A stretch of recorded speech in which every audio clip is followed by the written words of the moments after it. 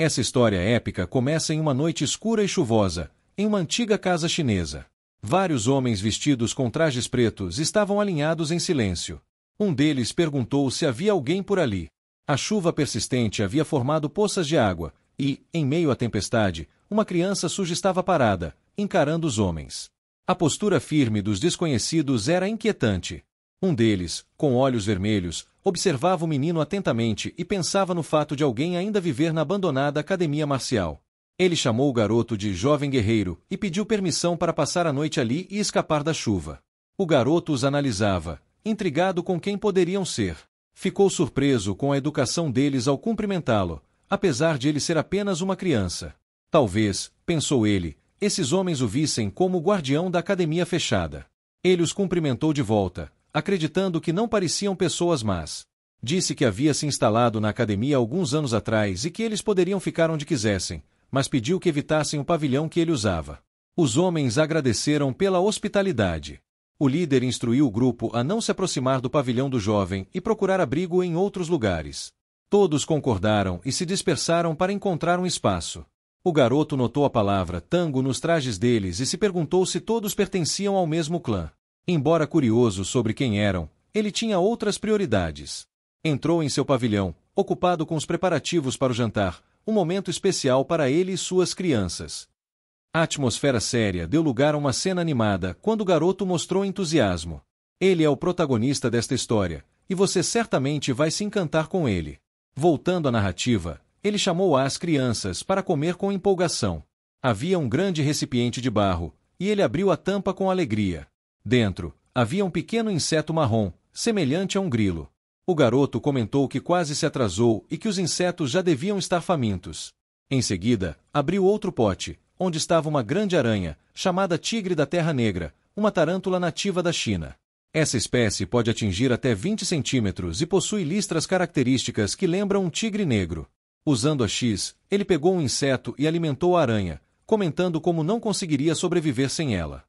A aranha devorou o inseto, e o garoto ficou satisfeito. Ele se maravilhou ao perceber como uma criatura tão pequena já havia trocado de carapaça 2 vezes e crescido tanto. Ele estava feliz por ver que o tigre da Terra Negra estava bem alimentado. Depois, ele abriu uma gaveta e revelou um lagarto laranja com listras brancas, um geco de caverna Wanglin. Essa espécie, também nativa, é reconhecida pelas listras no corpo e na cauda. O garoto contou como foi difícil conseguir o lagarto no passado, já que ele não tinha dinheiro em sua vida anterior. Mas, atualmente, era fácil encontrá-los. Ele adorava observar essas criaturas e se divertia com elas. Ao alimentar o geco, acabou sendo mordido. Gritando de dor, balançou os dedos no ar para aliviar a sensação. Sacudiu o dedo, mas o lagarto continuou mordendo.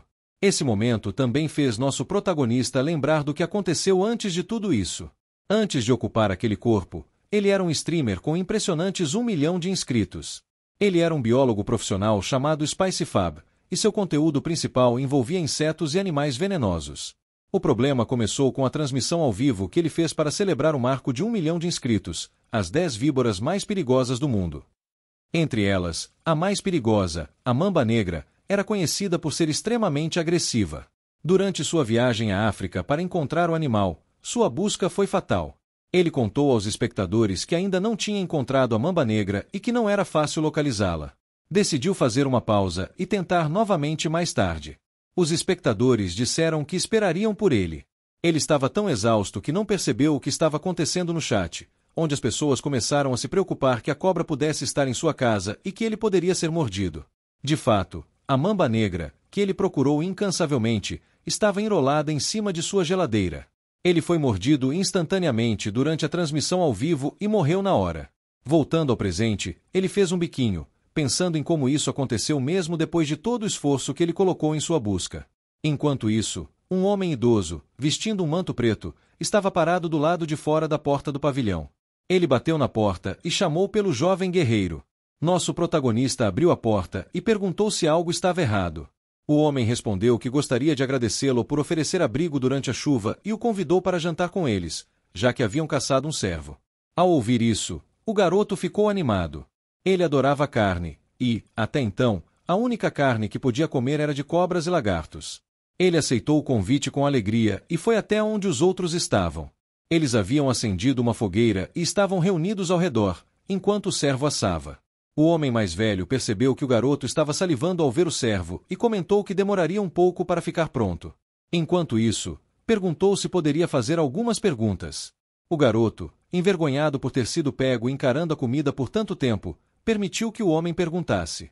Ele perguntou se o garoto vivia sozinho e qual era sua idade. O menino respondeu que não tinha certeza se tinha 14 ou 15 anos e inventou uma história, dizendo que tinha batido a cabeça quando era criança, por isso não se lembrava de muita coisa. O homem mais velho perguntou se ele realmente morava sozinho, e o garoto confirmou, explicando que, como não tinha nenhum talento especial, apenas capturava cobras e vendia suas peles para sobreviver. O idoso ficou surpreso com o perigo que isso representava, mas o garoto respondeu que já estava acostumado. Logo, trouxeram uma parte do servo assado para que começassem a comer. Um homem mais velho comentou que o jovem guerreiro devia estar com fome. O garoto agradeceu e disse que fazia muito tempo desde a última vez que tinha comido carne. Ele mordeu a carne com entusiasmo e parecia extremamente feliz. Em sua mente, pensou, isso é felicidade. Os homens mais velhos o observaram com satisfação e disseram ao garoto para ouvir enquanto comia. O ancião revelou que eles estavam procurando por algo e perguntou ao menino se ele tinha visto algo estranho. O homem hesitou por um momento, pensando se deveria revelar mais detalhes.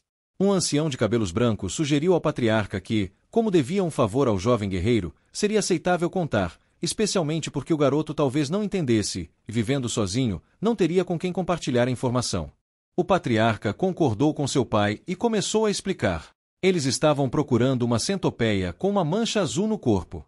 O garoto ficou surpreso ao ouvir sobre a criatura, que chamavam de centopeia da mancha azul. Era tão grande que eles acreditavam que o garoto poderia tê-la visto. Intrigado, ele perguntou qual era o tamanho da centopeia. O patriarca respondeu que, se fosse adulta, ela poderia facilmente engolir alguém do tamanho dele. O garoto ficou pálido ao imaginar uma centopeia tão enorme. Isso fez questionar sua ideia inicial de que havia apenas voltado no tempo algumas centenas de anos. Talvez ele estivesse em outro mundo. O homem de cabelos brancos tentou tranquilizá-lo, explicando que eles estavam ali para capturar a criatura. O garoto, então, perguntou se o objetivo era criá-la.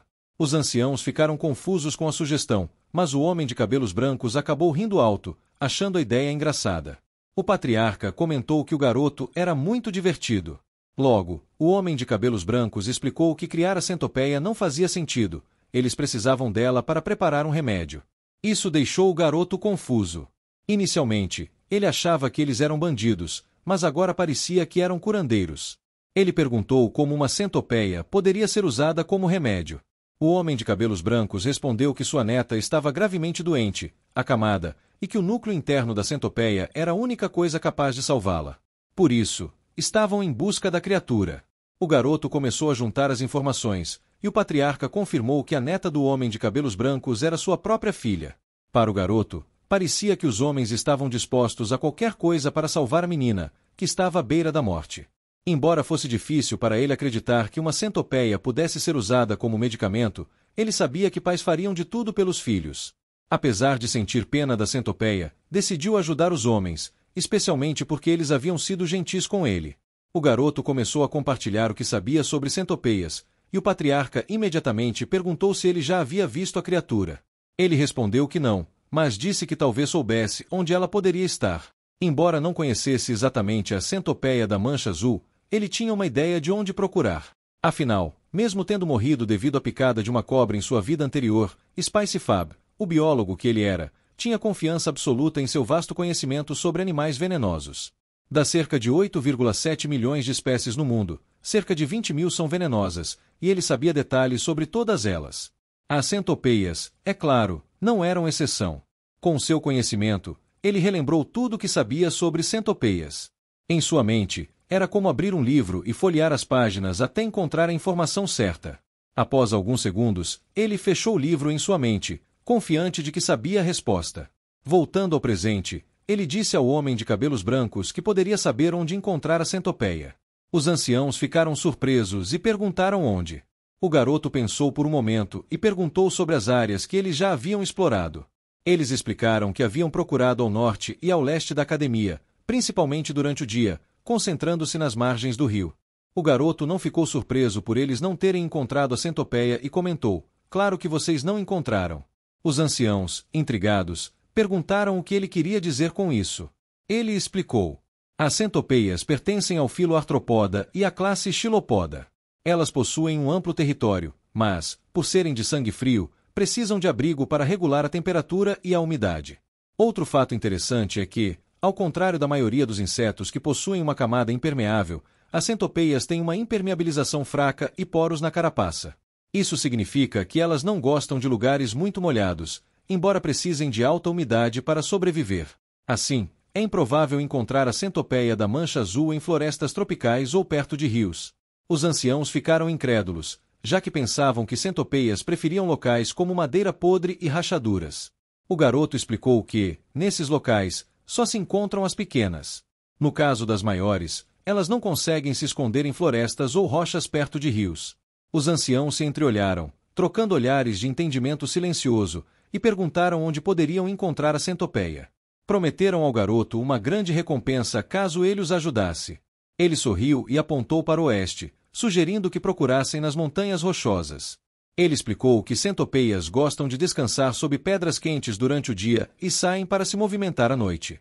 Algumas horas depois, nas montanhas rochosas, os homens buscavam minuciosamente. O patriarca estava em pé sobre uma rocha alta e estreita, observando atentamente. Um dos homens se aproximou e sugeriu que talvez o jovem guerreiro estivesse errado. O patriarca ordenou que encerrassem a busca por aquele dia. Um sinal de flecha foi disparado para reunir a equipe de busca. Os homens se reuniram ao redor de uma fogueira.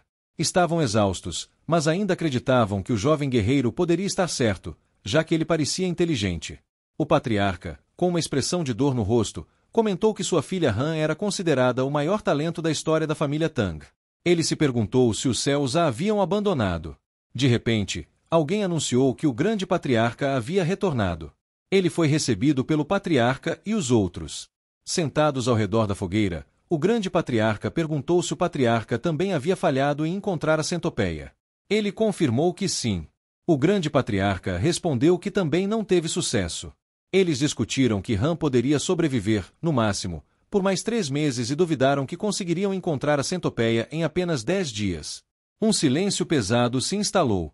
O patriarca sugeriu que explorassem o sul no dia seguinte, já que não haviam encontrado nenhum rastro até então. O grande patriarca concordou, reforçando que não haviam visto nenhum sinal. De repente, o patriarca riu alto, surpreso com algo que percebeu. Ele comentou que não acreditava ter deixado passar aquele detalhe. O grande patriarca perguntou o que ele havia notado. O patriarca explicou que, embora não tivessem encontrado nenhum sinal ou rastro, isso confirmava que estavam no lugar certo.